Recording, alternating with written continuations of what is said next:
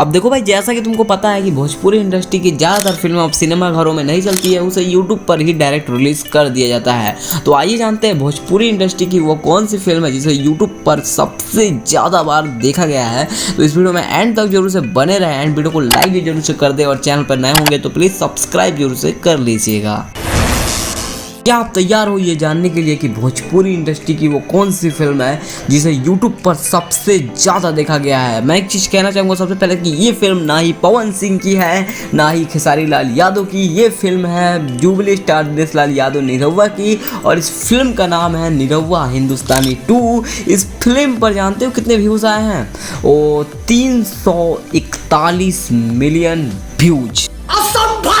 तो आप लोग समझ सकते हो कि भैया सिनेमा में तो भाई दिनेश लाल यादव निरहुआ का कोई जोड़ नहीं है। अगर हमारी ये वीडियो पसंद आया होगा तो वीडियो को एक लाइक जरूर कीजिएगा, और इसके बाद हम टॉप 5 फिल्में लाएंगे जिसे यूट्यूब पर सबसे ज़्यादा बार देखा गया है। तो आप लोग चैनल को सब्सक्राइब जरूर से कर दीजिएगा। मिलता है नेक्स्ट वीडियो के